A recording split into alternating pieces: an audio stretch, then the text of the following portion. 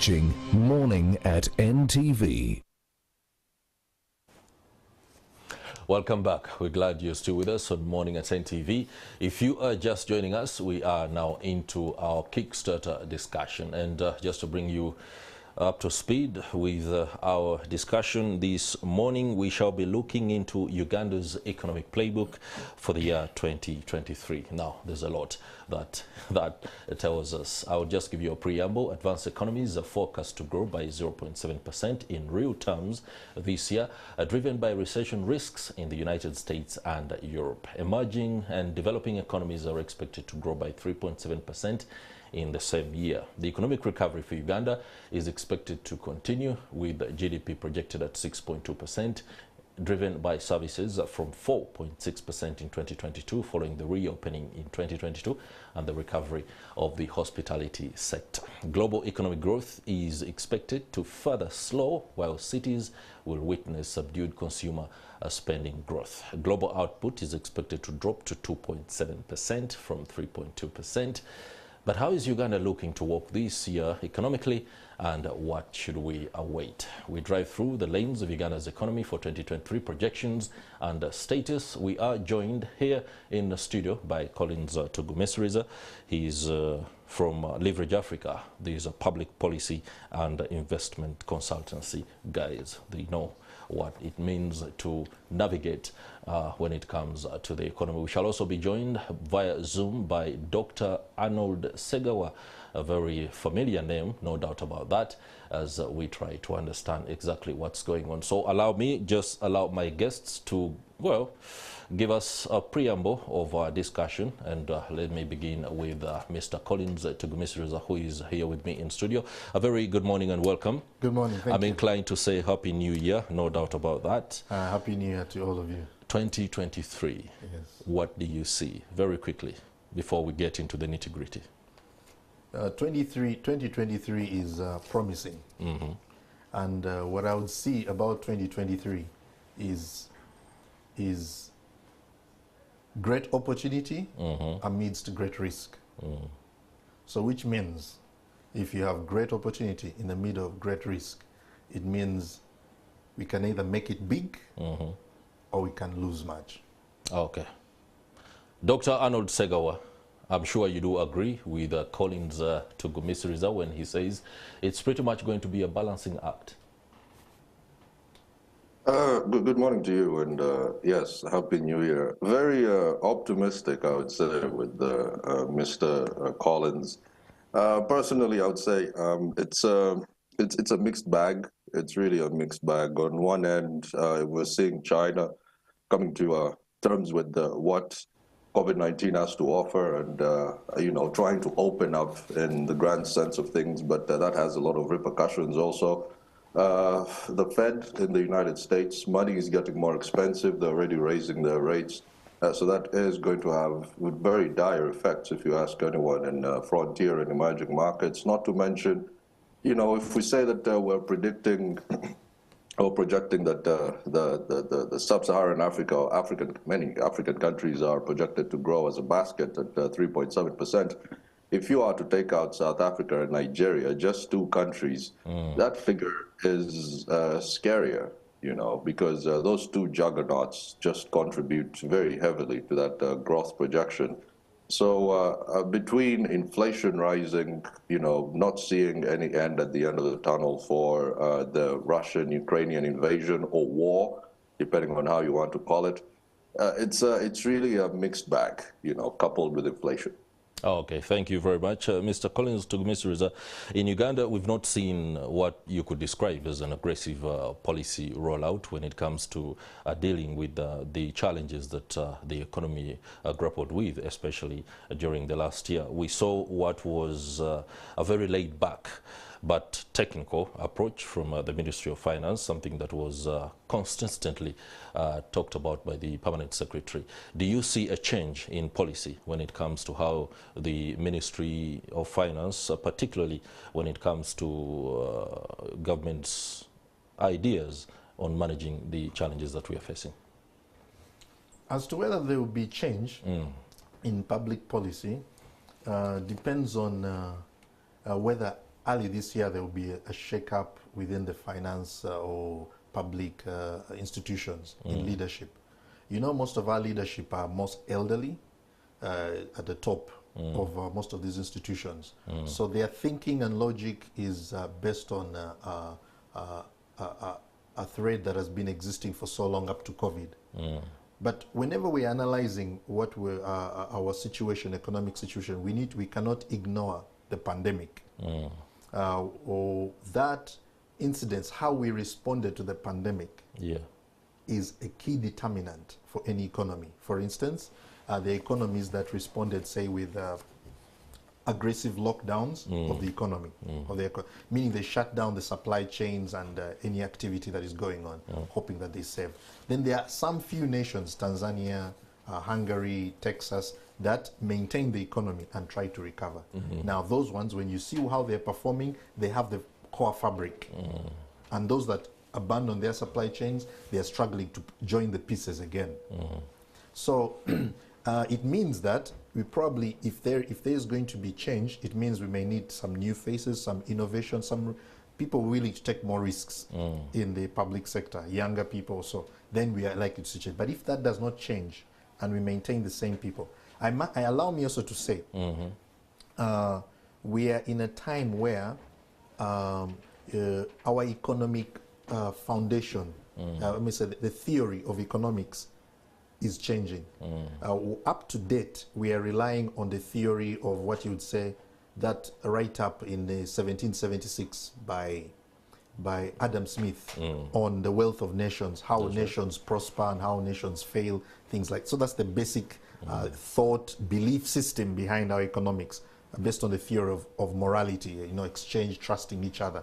Now, that is not reliable because the system that it built was shut down and has been broken. And now we're trying to join pieces, and it's difficult to connect them. And so it means if you're at such a tipping point or a pivotal scenario, it means bottom lines matter. That's right. And if you're looking at bottom lines, what is it about bottom lines in life? Food becomes a bottom line. It becomes more valuable probably than gold or money. So now that shows you, that's why I'm saying it's great opportunity for some, because many people will fall through those cracks that they've been relying on a system that exists, be it due to inflation, due to what's happening in Europe and the like, if the EU breaks down, or Russia or US or even Africa. But when you think Africa has a core, Africa has not been very systemized. So it means if the system breaks or is not working, the resilience to survive is still there. Is there. Yeah, is there. Okay. Compared to those that have been depending on a system that now is broken.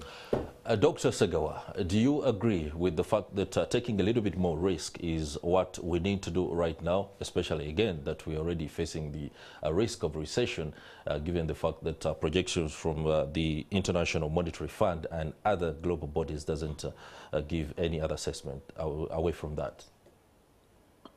Well, without a doubt, high risk, high reward. But it depends on, what kind of risk you're looking at. We saw the scenario in Zambia. Of course, many of these, even the Zambian authorities, are yet to come out and comment on some of these issues. Why? Because some of the loans, or should I say, facilities that were taken out in line with the Chinese were quite risky. And now that is biting them in the backside. Pardon my language. And, they're now offering options such as equity swaps for some of the dams that were built. Again, this is something that was rumored to be happening in Uganda. So such risky investments in a bid to kickstart the economy by pumping the prime, which is basically infrastructure projects. We saw this in the States so many years ago at the height of the Great Depression.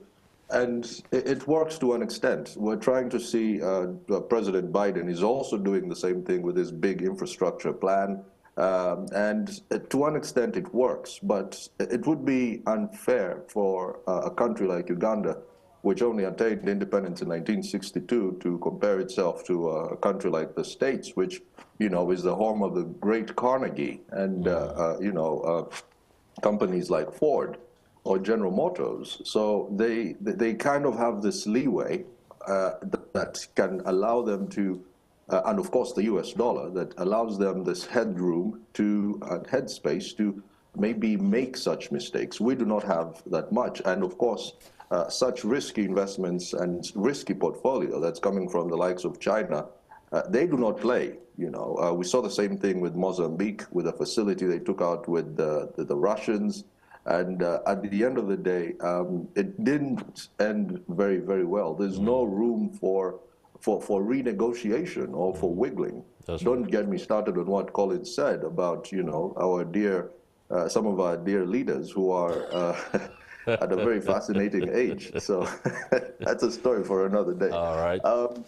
Yeah. But again, with the risk, sorry, just to sum it up, the picture is very interesting. You know, Bank of Uganda released a statement just the other day, their report, I think it was December, showing that private sector credit actually remains very weak. You know, this is coming from BOU, and historical trends have also showed, you know, demand for the economy for credit is not that, it's not that good. You know, that private sector credit extension, that's the growth, vis-a-vis extension.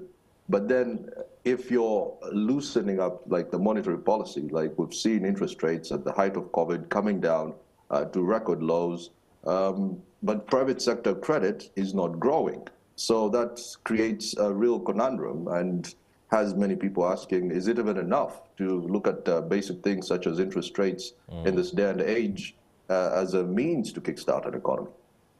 All right, I'll be engaging you pretty shortly on the debt spectre across Africa, especially in line with what you just said about China's increasing foothold. But allow me return to Mr. Collins Tugmisiriza. Dr. Segawa talks about the Bank of Uganda outing what is no doubt a very grim assessment of the situation right now. Interest rate is at 9%, and we don't see any reduction in the coming months. The cost and access to credit is very important, especially when it comes to the private sector. How can this be improved to ensure that 2023, those that are seeking to do business can when they want the money? I think even if the money is provided, it's likely to be at a higher interest. That's right. Reason is all planners and financiers are seeing the great risk. So they want to cover themselves with higher interest rates. Yeah. For so long, we have what I was referring to as the system that we've created, economic system. Oh, by the way, something I'm very keen on, because we are in a public forum, I want to make economics and what makes sense to practice and business and businessmen and the like. That's very important. So when you realize businessmen are not taking many more loans, and because the interest is going up, it's because they're not seeing much opportunity, and there is, which you would say, an atmosphere of uncertainty which is increased. It means that both government and media can play a key role, first of all, in inspiring the public to believe again. You remember during COVID, for about 2 years, media was telling the public that you are likely to die anytime, every day. Anytime you're likely to die. So you imagine you're a businessman and you've been for 1 year conditioned to believe that you're likely to die. Where would you invest? Why would you take another loan? Why would that increase? You see what I mean? But when that ended and lockdowns ended and confidence was restored, no one has come out to say, you're going to live for long.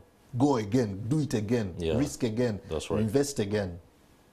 And so there is need for that kind of investment to boost morale, if I may use that word. I also want to refer to behind any policy is belief, a belief system. And when I think about what is guiding our belief system, there are two ideologies behind it. One, on one hand, is during COVID, we endeavored, most of our governments endeavored to unite with other nations. So to say, what you may say, globalize.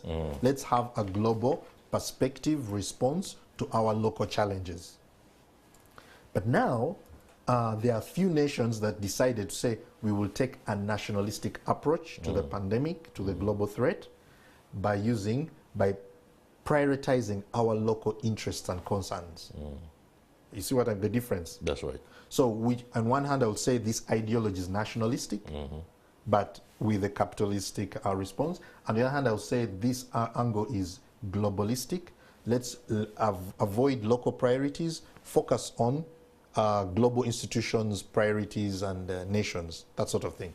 Why I'm showing you this picture of these two different ideologies, they influence policy to date now, especially from the time of the pandemic, more significantly. That sounds more like a congested starter park for an economy like Uganda. But Uganda has been doing many things since COVID that have very little. For instance, if it was in the health sector, we did not prioritize malaria, HIV. We prioritized something that was more important on the global scene than on the local scene.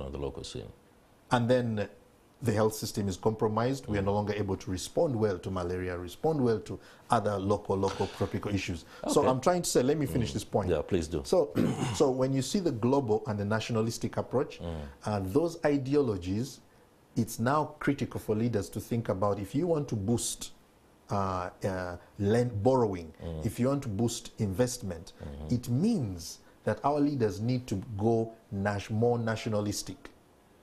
Because if you now keep on basing your decisions on the IMF, the World Bank, institutions that are far looking at a global scene, then you will ignore the local context. And in this case, if you have food and say Kenya is running into drought, it means you can leverage on that food in storing it and marketing it much more. So that is now focusing on a nationalistic response and approach.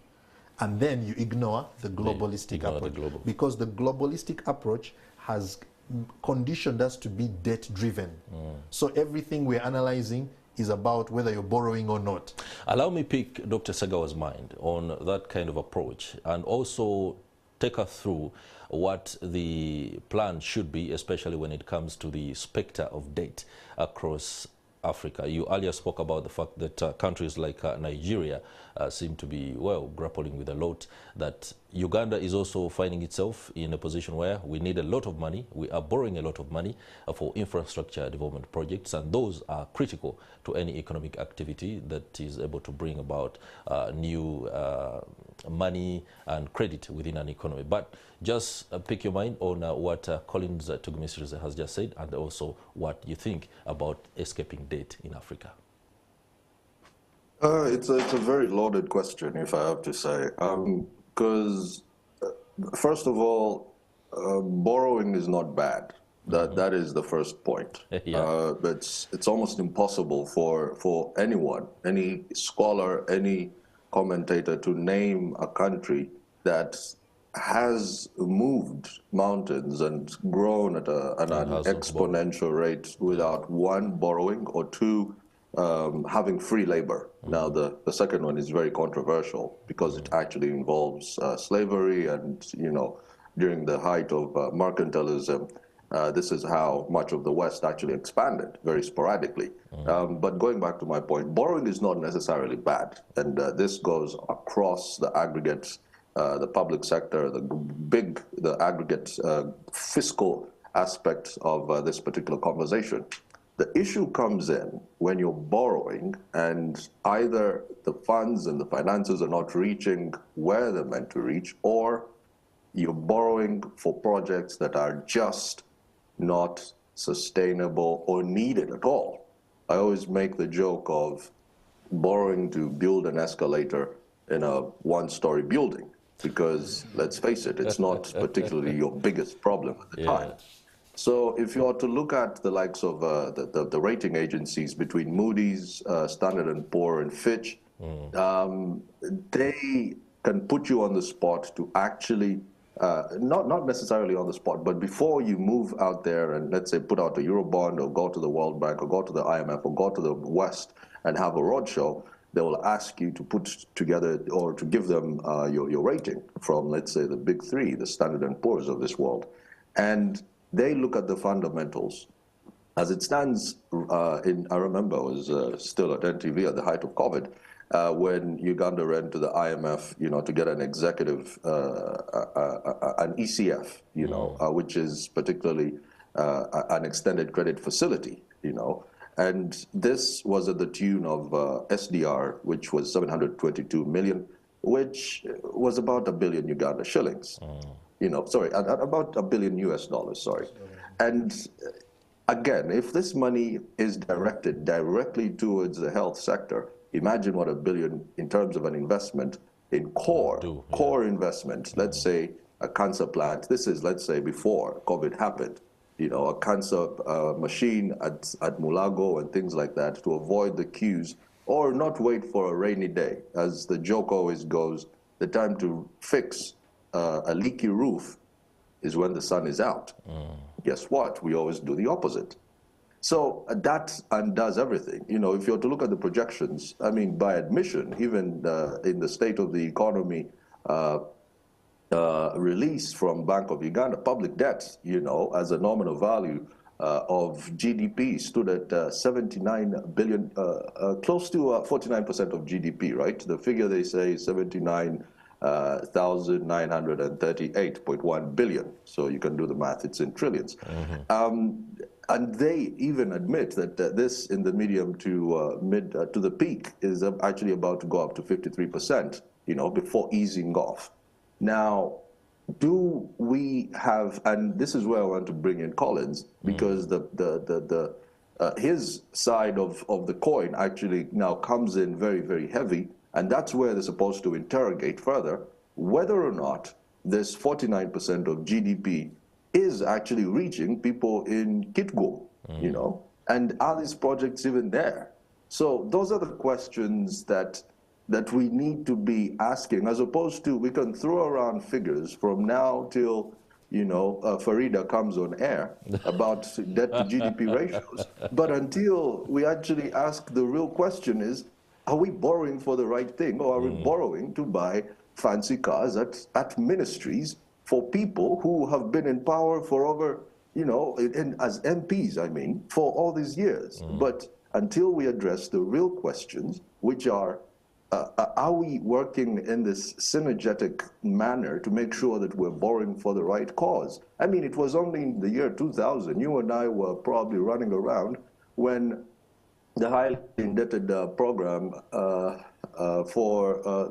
basically all our debt was written off to zero. In the year 2000, highly indebted poor countries, we were written off to zero. As we speak right now, debt to GDP in the year from 2019, we stood at 37.6, 46.3 in 2000, 2020, 2021, 51.8, and we're projected to be at 51.3 in 2023. This is in less than 25 years. So I don't know if that addresses your question, but it's really a philosophical debate. Yeah, no doubt about that. Collins Tugumisiri, I believe you do agree entirely with Dr. Segawa's assessment there. But just help me juxtapose it with what is no doubt a very rampant condition across Africa, the election cycle. Most of the policies that are being rolled out are hinged on election cycles. And right now, Uganda finds itself in a spot of bother. We do not know how 2026 is going to be, but what we can tell is that there's a lot of sparring, and you can see exactly who wants to do what. And we also know who won't be going anywhere. Does that affect the rollout of economic policy that should be for the long term? Indeed, politics cycles in Africa affect the economics of day-to-day running. Now, however, what's unique, because we are at a delicate point, if I may put it that way, which can flip either way. And so, which for some will be dangerous and for some will be great opportunity. So allow me to say that, for instance, last year there's so many new laws that were passed. There's the Mining and Minerals Act, Yeah. which a number of businesses are not comfortable with some elements. So for instance, that element that says that government should have 15% free shares in medium and large. But then but it had benefits where artisanal mining and the like was also formalized as major players. So you, as an individual, and like you are recognized as a former player. There's also the controversial National Coffee Act that had some issues with, and you can see a lot of the political hand getting involved in business. There's the Fisheries and Aquaculture Act. Again, this is an economic sector. There was the Public Health Bill, which also tried to get its hand into the economics, that there can be in mandating health activity in business as a condition. But what I want to say is that for Uganda, whereas Uganda is waiting for 2026, it's a bit afar off, if I may say, because what you do now will make a huge difference by the end of the year. Yeah. A lot of things can change. And also allow me to say that we can no longer think of ourselves just as Uganda, but we need to contextualize our economy in the region, if I may say that. Yeah. So Kenya's dynamics and DRC's dynamics are affecting us significantly. Uganda, we've been a leading exporter of gold and it's been helping our economy significantly. So it means we still need to work very closely with DRC, Sudan, and the like, so that South Sudan, so that we can leverage on this. And you notice that by September, BOU said suddenly there was almost 50% from $500 million to about $20 million in gold exports. So that was a sharp drop, and which we need to pay attention to and see how do we enable more individuals to participate in this trade. Because on the other hand, also food, we need to, because we are the center of this region. We have a lot of arable land in DRC, in South Sudan. So if Uganda can capitalize on that, the world will need food. We know when there's a tipping point, the boat is not certain. You all run to your instinct, survival. The basic instinct. Basic instinct. Yeah. And when you come to basic instinct, it means you eat fast and maybe sleep. Where do I sleep? So it means that we can redefine the value of our food, of grain and things like that. And how we redefine the value is how we process it, how we package it, how we store it, that we can actually become a world food bank. That's what I would say that will change the game. Yeah, Dr. Segawa, allow me blend my question into what Mr. Gomisirize has just alluded to, the fact that we can become, what he said, a global food bank. We are seeing Ukraine, a country that is no doubt affected by war and grappling with the effects of a superpower, zeroing down on it in such sinister fashion, but able to maintain or struggle to maintain and ensure that the world still receives grain. Yet, across Africa and indeed Uganda, countries that are largely peaceful, we are unable to take that advantage and be able to serve and be able to produce the kind of food that is required by countries that were importing from Ukraine. Is it something that is systemic, that we cannot make our way around, or we are simply adamant and stubborn? I think it's the paradox of abundance. The mere fact that we have what we have, we're just maybe conducive. We just get used to just having mangoes fall off a tree when you're walking past the road or something. But also, I would say that the political will goes a long way. I like that Collins mentions these aspects in a manner that addresses the East Africa community, or it shows that we're not in isolation. You know, I was lucky enough to go to Eritrea, and you can easily see the repercussions of isolation and solitude, because the entire world has kind of locked them away. They call them the North Korea of Africa, well, depending on who you ask. But isolation is not good, especially in this day and age. We're looking at globalization and moving forward as a continent. My only issue is putting together. There's good ideas, there's good protocols, and just letting them out there to dry and collect dust on cupboards. What do I mean? Issues or protocols such as the Malabo Declaration or the Maputo Protocol, these are very, very good ideas. Of course, Malabo, Maputo, this is in line with the Africa Union right now. And these are very good ideas. If we're to talk about being a food basket, then we're supposed to go back to such protocols that were signed over 20 years ago, looking at, at least having 10% of GDP addressed towards the agriculture sector. Now, correct me if I'm wrong, but last time when the Right Honorable Matia Kasaija presented his budget, we might have a lot of discussion to look at how much actually has been put towards, as a percentage of GDP, towards agriculture, until we address such things, which we are part of the African Union, such as we can even say we were founding members of the Organization of Africa Unity. But I'm afraid some of our people who go out there to represent our dear countries are just sitting there and enjoying the per diem. I move this notion further and talk about the East African Monetary Union. This was signed, of course, by the EAC in 2013, where the treaty actually looked at us moving towards a monetary union and having a single currency as East African countries. Now, imagine what that could do if South Sudan is producing oil and Kenya or Uganda has a refinery. We're also producing oil. Tanzania is adding on another refinery. Rwanda has natural gas at Lake Kivu.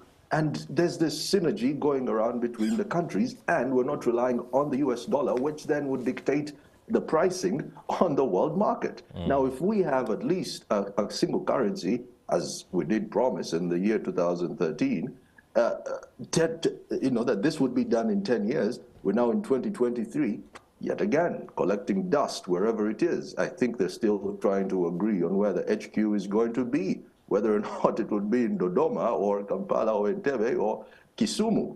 So these are all debates. We come up with very good ideas. And guess what?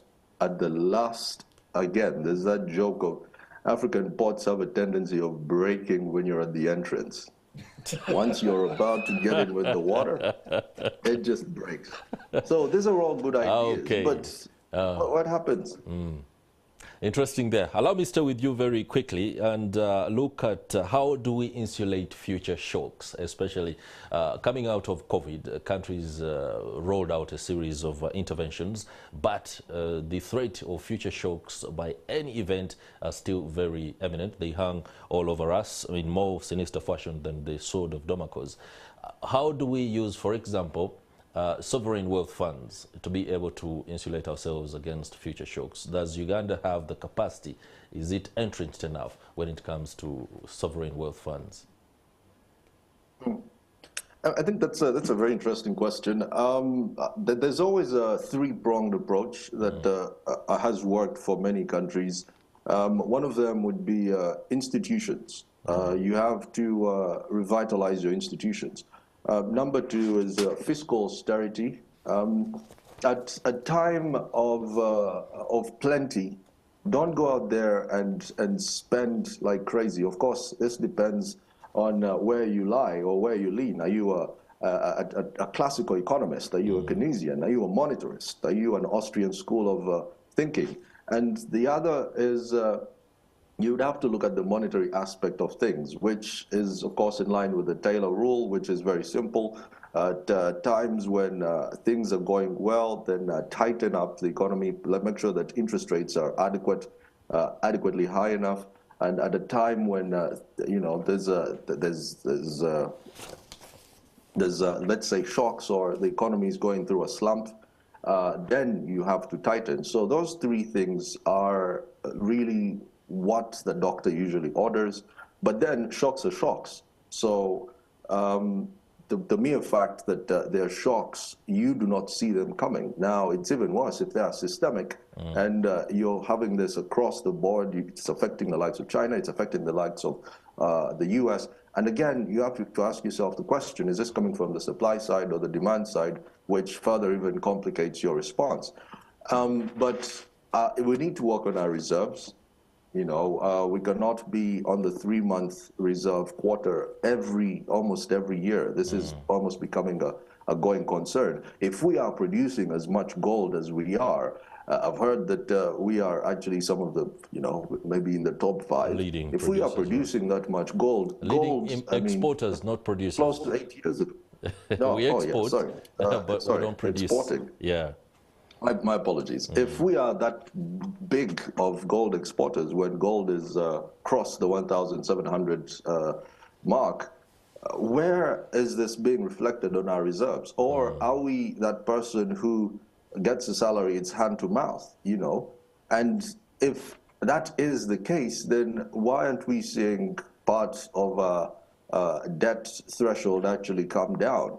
I always refer to, again, debt is not it's not necessarily a bad thing. Yeah. You know, I remember when the governor very quickly, Doctor. of Kenya, Very quickly, just sum that up. Yes. I remember when the central bank governor of Kenya, Patrick Njoroge, was asked about debt to GDP. You know, they're asking him the usual question: the debt to GDP is very high. And then he said, you know, do you know the debt to GDP of Japan? Do you know the debt to GDP of the US? You know, just to give you some idea, Japan is at 266%. You know, we're at, 51%. USA is at close to 123%. Yeah. So debt is not bad. We just have to work on the institutions, like I said. All right, thank you very much. What's your take? And would you, for example, agree that the Minister for Finance, Matia Kasaija, and his lieutenants, including the Permanent Secretary, Mr. Ramadan Gobi, have the tools to ensure that in their playbook they have the tools to help us wade through these very turbulent economic waters? I believe that we have the tools.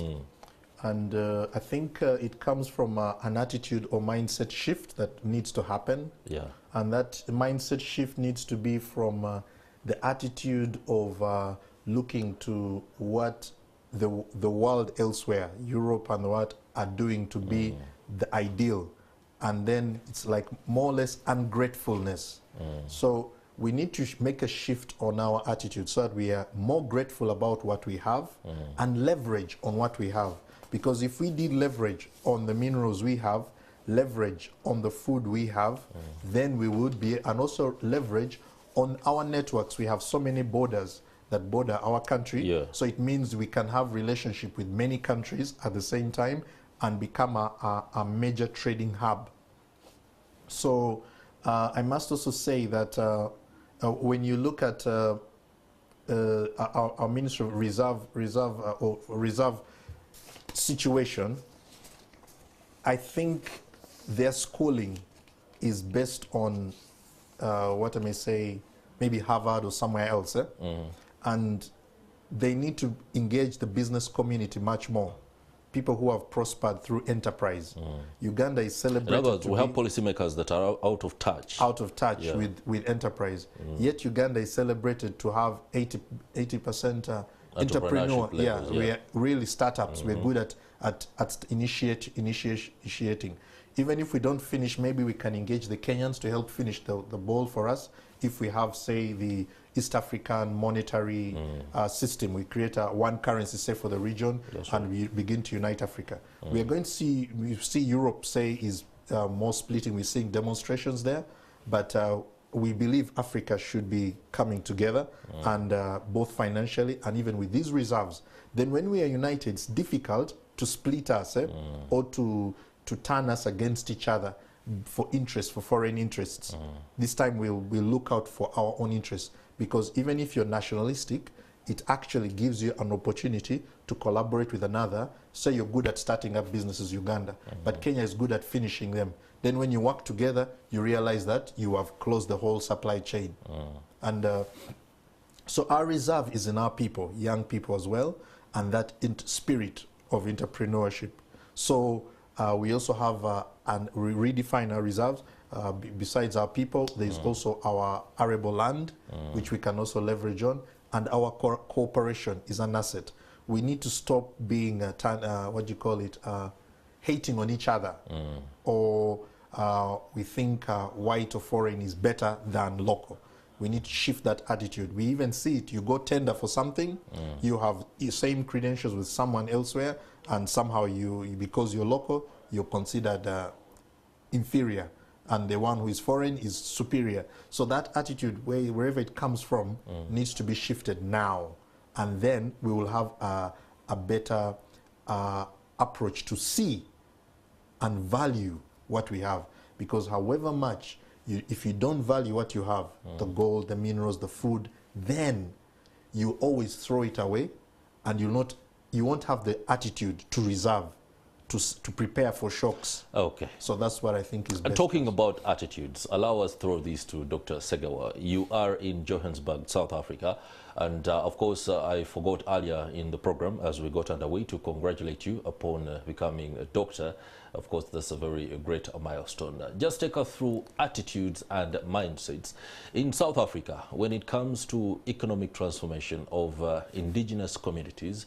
We've had stories of segregation still practiced in some areas, and that kind of affects what opportunities that the blacks or those that are not within the upper echelons of society do come across.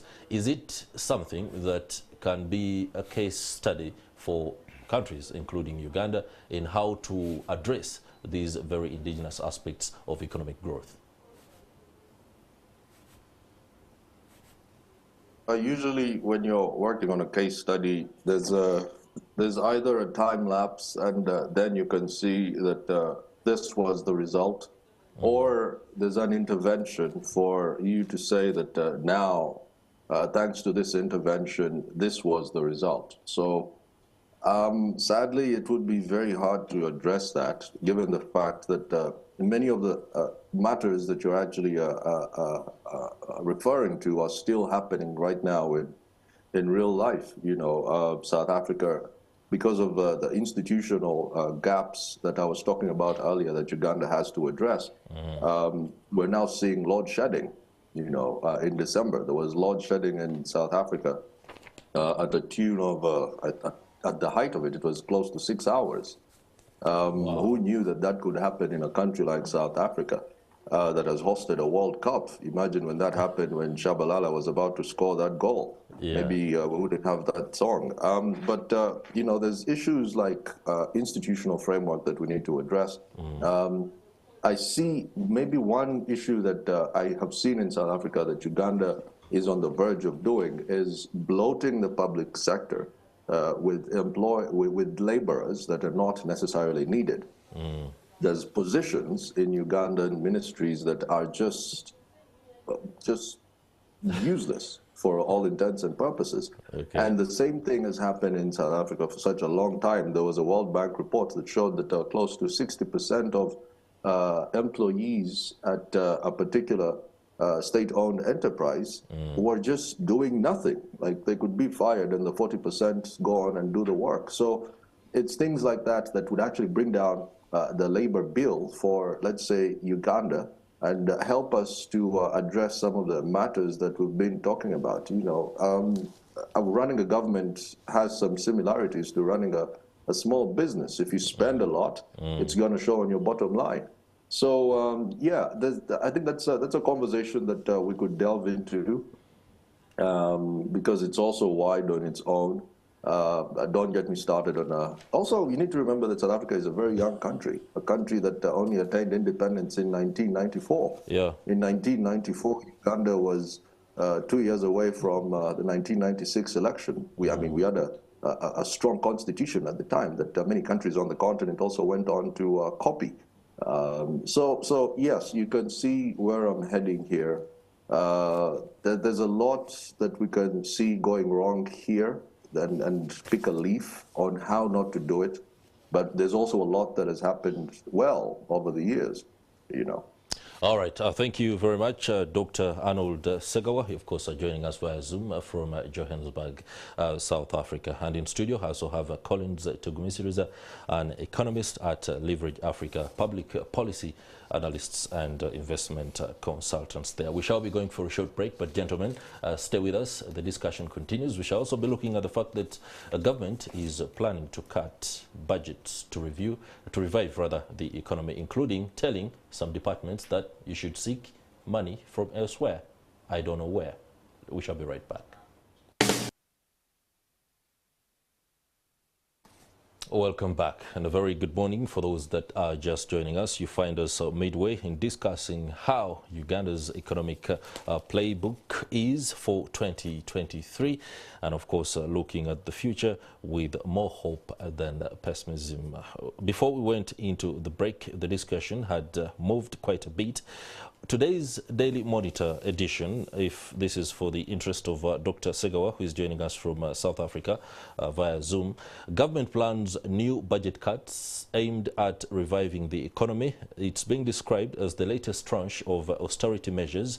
The word austerity measures sometimes sounds a little bit...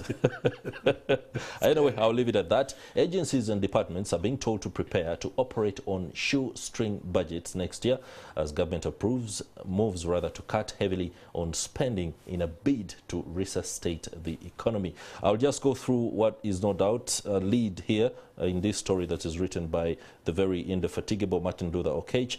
Key ministries, departments and government agencies will have to find alternative ways to finance their planned activities in the next financial year after Cabinet approved deep cuts in the 2023-2024 budget. I'll be coming to you shortly, Doctor, on that, on what you think are the alternative funding mechanisms that departments can look to if government is going to reduce on the allocations that it makes to them. But allow me give Collins Tugumisiriza the chance to tell us, can this even work in a country that we've seen a bloated public service and numerous calls for reduction on a public expenditure that usually seems to go unheeded too? I think it's not a question of whether it can work or not, but the most important question is why are we, how have we come to this? So meaning there is a sense of either the system, what we've been relying on is failing, and they don't know where else to turn or what to do, because for so long they are conditioned to use one way of sourcing money. Yeah. And it's say they are dependent. Say like you've been employed for long, salary comes every month and then it stops. And then I say now, find a way to continue your work, but you pay yourself, something like that. And now you start to, you now have to innovate or be entrepreneurial within the department. And so given that we have that spirit, enterprising spirit, what is it about, if I may come to the bottom line of what that enterprising spirit, and which is a quality both the education system and media need to cultivate and encourage. The quality is people who are able to rely on their instincts and intuition. Let's cultivate that ability to exercise instinct and intuition. And the more when you are at a critical point like this, and you've been thrown, what do you call it? In the deep end, and say, find your way. And you maybe will go to court or what, but it will take years trying to look for justice. The point here is you need to get to your instinct and instinct, if I'm intuition. Yeah, and intuition, and act as much as possible to build new networks. Take the risk of making. You cannot now say, according to us, we have to use public PPP method of procuring. We have to use this, we have to use this. So you now become very innovative, very creative in establishing partnerships with private sector and find ways to profit, that the institution profits, individuals profit. For instance, there was a proposal many years ago that when civil servants are working on big major jobs, they should also be beneficiaries or as commission beneficiaries if it works out well. If it works out well. If it works out well, which is a good motivation. So it means that if I make sure this project succeeds, I will also get a commission. I won't only have a salary. Okay. So those kind of innovating remuneration to become like the private sector will make a huge difference in helping such institutions. All right, let's go to Dr. Segawa. Budget cuts and austerity measures are pretty much one of the policy rollouts across countries when you find yourself in a position like we are, struggling, ailing. Any word can do for now. How do you see it working in Uganda, finding alternative ways of funding away from the budgetary allocations that are expected on an annual basis for departments and agencies of government? That's actually a very fascinating question. First, I would say, let's, if someone is just joining us, I had alluded to the likes of the Malabo Declaration and Maputo Protocols and this kind of things, which are very, very good on paper. And if we adhere to them, it can make a difference. Take, for instance, the 2018 Public Debt Management Framework. You know, it has that's for Uganda, our own country, that has a threshold of 12.5%. Now, that's for domestic revenues. And it basically would suggest that this should not be breached. And if it is, it has to be like, you know, one of those out of the world, you know, instances, such as, let's say, COVID-19. Maybe that would be an exception. But as we speak right now, going through the Bank of Uganda State of the Economy report, even Bank of Uganda is worried. You know, where close to 30% of taxes are actually going towards servicing debt. Now, what kind of country is that? Or what kind of household are you running if you get your salary and 30%, you haven't paid rent, you haven't bought airtime, you haven't bought a shirt, you haven't paid school fees, you haven't paid anything. And you have to pay 30% to people you owe money. So what then is left for the populace? And this is where frameworks, such as the 2018 Public Debt Management Framework, come in to make sure that we do not breach and get to 30%. Guess what? We already did that. Now, that goes back to the institutions. How did we get here? If the institutional framework is weak, that's how we end up here. So that goes back to one point that I made earlier on. And just to sum up and answer your question quite briefly, it's really now a matter of, the austerity is not bad. We've seen austerity happen. We saw it happen in 2008 in the financial crisis. We saw it happen with the Asian crisis close to 1999, the tequila crisis, Mexico, South America. We've seen austerity happen. Austerity is, especially given the cyclical movement of the economy, you have a boom, you have a trough, you have, you know, depression, you have recessions.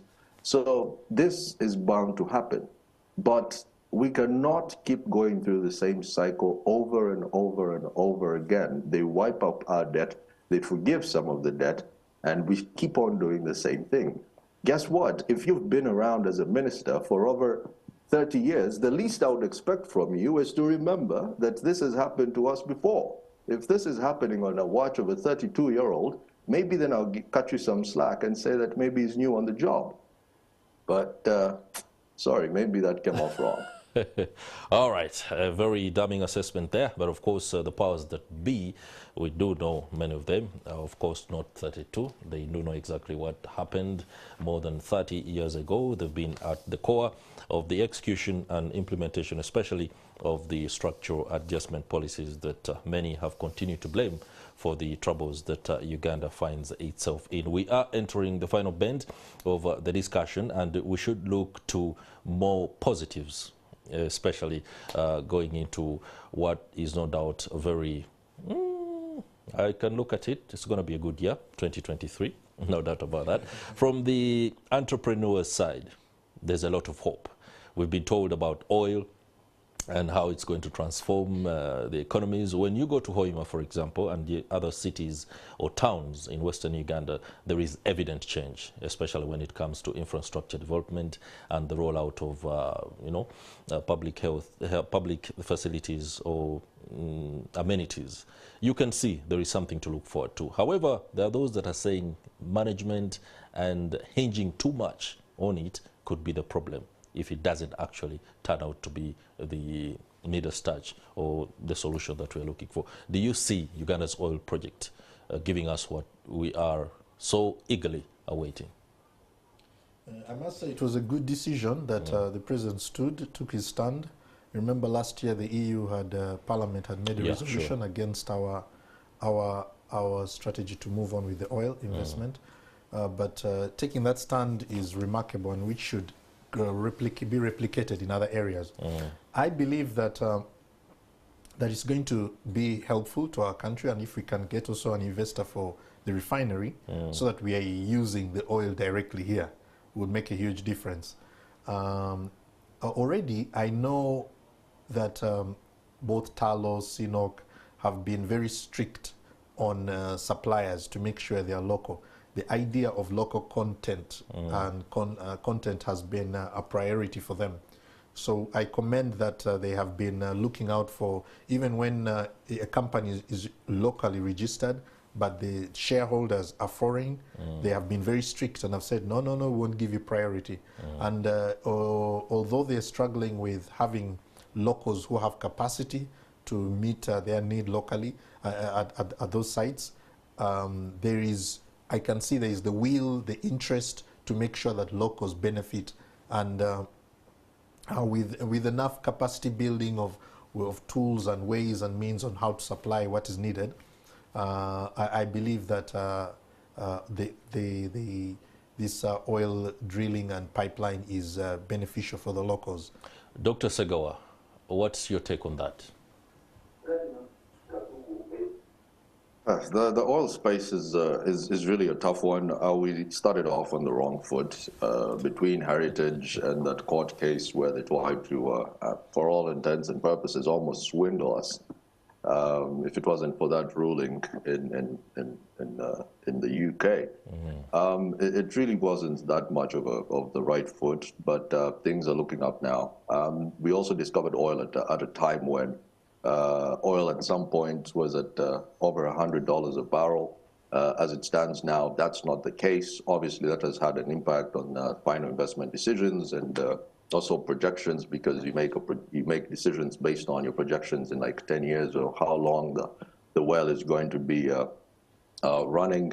There was, of course, the fiasco with the pipeline and where it's going to pass. It's going to go through Kenya or go through Tanzania, and eventually a decision is made to go through Tanzania. Whether or not the president right now shares the same vision as the current Tanzanian president is something that I am not very sure about, because him and former President John Pombe Magufuli were just speaking the same language, when it comes to these things. And of course, his soul rest in peace, John Pombe was no stranger to calling out the white neocolonialist when he needed to, because that's just who he was, So the oil is a very, very tough subject, and it gets even tougher given the fact that we've extended this decision, well, the final oil flowing. It has been extended for such a long time that I've lost count. If someone had a child when the oil was discovered, right now, I guess, the child is almost... interesting there. The child now knows, has seen Thierry Henry play, has now seen Gabriel Martinelli.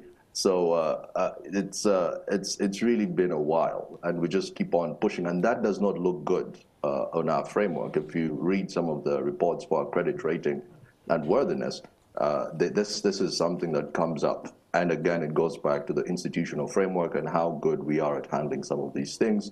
Okay. But initially, you asked what I would be positive about maybe in this year. I would say credit. Credit is the backbone of any economy. If you're in the States, loans right now, you can get credit at close to 0.25 to 0.5% as interest. Of course, that's a different story for Uganda, where the central bank rate, until I checked, well, between 9 and 10, it's been hovering over there. Of course, we have different problems from the United States. Okay. But non-performing loans have also come down, especially in the agriculture sector. We're looking at 4.7%. In June 2022, now September 2022, they're at 4.8%, because these are things that are going to ease on the inflationary pressure. So if non-performing loans are coming down, the asset quality maybe is looking a little better. And I think that's the direction. If we can extend more credit to ordinary folk, people on the road, that's the way to go. Okay, thank you very much. Dr. Arnold Segawa joining us via Zoom from Johannesburg, South Africa. Thanks for the insight and perspective on Uganda's economic playbook for the year 2023. And in studio, I was joined by Collins Tugumisiriza. Is a member and a thinker at Leverage Africa, that is public policy think tank and investment consultancy. No doubt about that. Many thanks for the insight and, of course, the perspective on the economy. That will do it for this discussion. But for those that are watching, let's now go to Namaiba, where our very own Stephen Mbide is, and we'll be taking us through what is being described as a new cashless system for bus transport in the country. How is it going to work? A very good morning, Stephen. Good morning to you, Chris Egenyi. Down here in the city center, I'm coming to you from Namaiba bus terminal. Still okay to say Happy New Year to you and to all the viewers of Morning at NTV. This is exactly the discussion that we are having, the one that you have highlighted. It's still a proposal from government. How are they going to be putting this into practice? How is it going to be operationalized? How are the people in the transport business, how are they going to roll this out? How are they feeling about it? That's why I'm here to understand from them. Let me begin with you. Good morning to you. Good morning, sir. What's your name? How for you? I'm David Julius Osakan, working with the Cashless bus services. Yeah, with the proposed thing that the government is bringing on, yeah, in either case, we might call that it can work, but in other sides, it may not work. For example, if you grade it or take it like as students at school, if you have taken 100 students at school, or there are about 2,000 students, will it be possible that everyone will be having a swipe card? And so as in transport, as who are already in the system, we are seeing as if it cannot work, because if I have a rush journey that I have to travel by that very day, and the swipe card has disappeared, which means I have to stop the journey. And of which, if the swipe card has got lost, so the journey is stopped. And that I'm seeing really it will be impossible for us to be using the swipe cards. Thank you. Thank you too. Can you get a card in Swaba wano? Swaba, saba tu ufune chirozo cho usoka dalirinya sibo. Saiga Abubakar Sinani, Gemanya Gang original. Nkola ku company ya Gateway. Ensonga eri mu ddiiro mu kadde kano. Abantu genda bila kutambuziranga ku card fe abasabaze. Tambuliza abasabaze ku card ndaba nga kirimu obuzibu bungi. Obuzibu obusooka tulina ebintu bingi, challenge nyingi ebeera mu transport. Tulina abantu betutambuza nga lusi ba free pass. Free pass otegeeza kyawo. Okumutambuliza obwereere olw'obuzibu abafunye lusi talina ssente, bano lusi ababuze poliisi nebaleeta tebalina ssente nga tuteekwa kubatwala be baba free pass. Ekirala kati emmotoka eyo weepaakinga bweri awo, omusabaze asasula ssente era essente ezo zibeera nga zigibwako ne tuba nga tuziwako abakozi ba baasi, tusasula paakingi ku geeti wali, ebintu ntuwe bityo. So kiba kitegeeza nti wekubanga kusasulira ku kaadi nga zigenda direct ku machine oba ku account, fe abakolawo wano ku ground tufuna obuzibu okubeera nga tulina bye tutasobola kumaliriza okuba kubanga tuba tetulina cash. Omusabaze wajja nga asasudde cash, sometimes mulimu afuna obuzibu nga kyagala kumuddiza akasente ako, afunye obuzibu obutamusobozesa ate kugenda gy'abadde alaga. Kati sente eziba nga zigenze direct ku account, kitegeeza omuntu etajja kufuna buyambi, ate oluvannyuma ajja kunyiiga olw'obutamuyamba naye nga tebambi sente ziba zigenze direct ku account y'omugagga. So ndaba nga kati nkubiramu ekifaananyi bulungi. Ndi wano ku Namaiba, abantu nga bameka abakola ku baasi ey'emu, kubanga bwe njja nga nze nina kaadi yange nagisaza dda bansaza ya mwezi. nja kujja nga seeta kubako omuntu andagirira baki ninya bulinnya kubanga nasaza dda gundi yange kiri ku swipe card. Kakati olaba wano mu transport ali mu competition nti kampani nyingi, so osangawo abantu nga ffe twogera nga naawe omusabaze ngaaza akolera gateway, akolera kakisa, ayagala ogere naawe ayogere gwonokirizaamu yanaakutwala baasi gyogenda okola ki okutambuza. Bw'aba akututte w'osasula akasente, olw'eggulo naye ne bamuwaayo ki akasente. Ekyokubiri singa sente ziba za kusasulira ku kaadi, twetegeeza nti buli baasi weetambulira oba mu kutambula kwayo eteeka okubeeramu omuntu alina kamashini ako, kubanga ajja kusasula wano mu paaka, naye weeba efulumye paaka tulina bakasitoma babeera ku makubo, bw'osanga enakawa oweeyogerere bwe batyo, kyokka tolina kamashini oba onookikola otya. Ekirala nti wano mu kusasula kaashi tubagaininga n'omusaabaze kubanga asobola okujja nga olugendo lwa mitwalo 4 naye n'agamba bannayisi nalinamu emitwalo 3, kitegeeza nti weba nsasula ya kaashi tewajja kubeera bagainingi. Wenkugamba nti weena ojja kusasula 4, twekitegeeza nti tujja kunyigirizibwa saidi na saidi. Amanya nze Saiga Abubakar Sinani. Webale nnyo wana Bakal, webale ddala kansembeleko ate kumpi n'emmeeza. We are talking about the plan that is being mooted by government to bring a cashless transport system whereby passengers who are boarding these buses, especially those who are flying longer routes, have to use that card before they board that bus, and have to make sure that they don't pay don't pay cash, like here where I am at one of the booking stores. Nyabo jebali. Bitambula bitya. Kakati bwana abantu bagenda wa. Mbali soroti. Bagenda mbali soroti. Ensonga eno okubanga mugenda kubanga mukozesa ate card. Gutuddeko neno mu maaso. Mbulire gwe. Dako neno sebo. Kadi tuyulya bulizi. Wali tusobola kukkiriza kali nga tubamaze tusomesa engeri gye tunazikozesaamu, tusobola kikutuwaako magezi nti tunaakola tutya. Byagala kadi eyo bamala basomesa, tusomese n'abasaabaze tunakola bwe tutyo. Webale nnyo ssebo. We're going back to studio, but I wanted just to get one opinion from the passenger.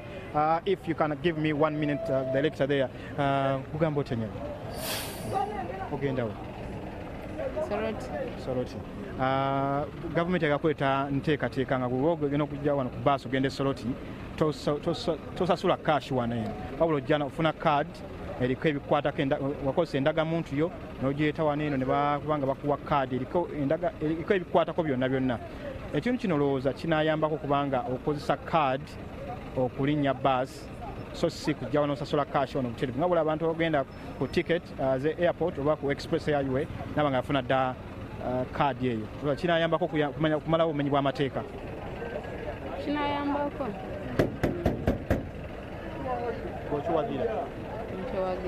Okiwagidde. Webale nnyo. This passenger here is about to board to Soroti using this gateway bus, but she says she supports the idea that they should, as passengers, use a cashless system when they board these longer routes. Stephen Million Fefes Wechibuga, now handing you back to Romeo Chris Higenyi. So about that in the studios of Morning at NTV. All right, thank you very much, Stephen Mbide there. A passenger wasn't seemingly happy about the changes that are coming up in the bus transport system. I don't know whether she simply didn't understand it or she's adamant. Let me throw this question to my guest, Collins Tugmisiriza, on how the system that is being adopted for the bus transport and public transport, that's to say, can work for us in Uganda. Very quickly. Yes, I think there's a huge risk to it, and the risk is we're exposed to hackers. If your bus is hacked and it can be hacked from very far away, another country, and you won't have control over your brakes, your gears, or things like that. So it's a huge risk to get into cashlessness. Also, banks have been suffering a lot from this hacking, like in the New Vision is reported today. So we need to play the balance between convenience and hard where you have what you're seeing is what you have, the cashless. All right. But finally, let me say, also we need to attract money into the country. And one way to attract money, there is the policy, anti-money laundering policy, where it prohibits people who have not been receiving money from getting suddenly big amounts. That needs to be revised in a way and in a manner that allows people to receive money and not be penalized for receiving money. All right. So these will be policies that can help our country. Many thanks. Calling to Ms. Rize, he's a researcher at Leverage Africa. Those are public policy guys and investment consultants. It's been a pleasure hosting you. And of course, for those that have been watching, 2023 is up and running. This is Morning at NTV, and I'm Chris Higenyi. I'll see you tomorrow.